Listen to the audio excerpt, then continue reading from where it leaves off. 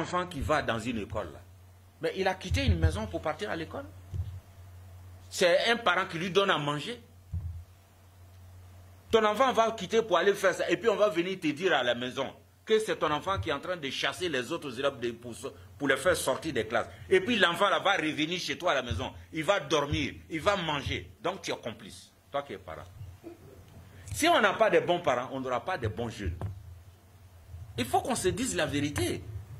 Tous ces enfants-là, on dit des enfants qui s'habillent mal pour aller à l'école. Pourquoi quand un enfant est sale à l'école, quand le maître le fait sortir là, on fait venir sa famille? On dit à sa maman, ton enfant là, il sent mauvais. On donne l'enfant à ses parents pour aller le rendre plus propre avant qu'il revienne. Pourquoi des parents acceptent que eux, leurs enfants, soient les malveillants dans les écoles, et puis les enfants là reviennent à la maison dormir, et puis manger tranquillement? Avant de parler des enfants, moi je vais parler des parents. Ce sont ces parents-là qu'il faut corriger, à mon avis, s'il y a correction à faire. Et c'est par là qu'il faut commencer.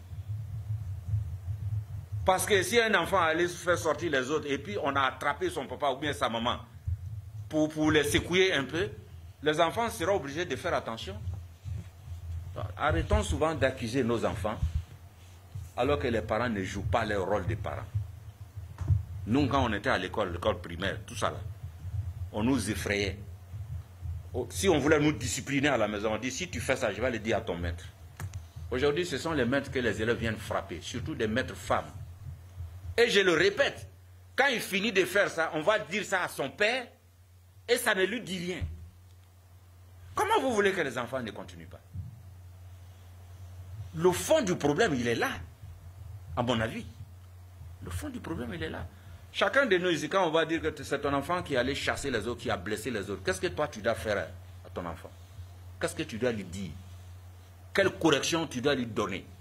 Si chacun s'occupe de ça à la maison, qu'il y a donc une collaboration dans l'éducation des enfants entre la famille et l'école, parce que c'est cela, c'est de cela qu'il s'agit.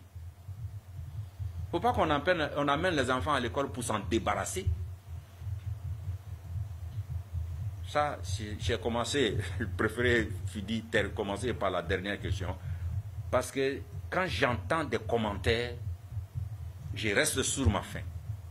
Quand j'entends certains commentaires, je reste sur ma faim, parce qu'il faut qu'on implique, il faut qu'on responsabilise les parents d'élèves. L'enfant qui fait ça, quand on l'a identifié là, il faut que ses parents aussi se sentent inquiétés.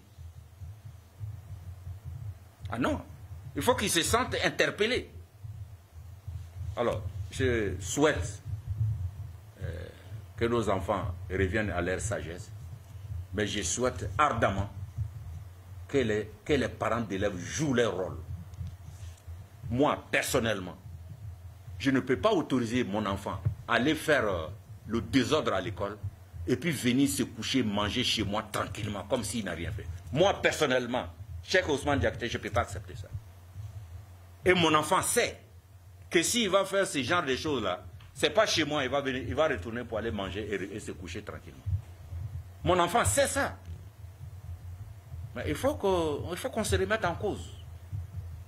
En tout cas, merci de me donner l'occasion de dire ces choses qui sont des idées de point de vue personnel. Que Dieu nous bénisse.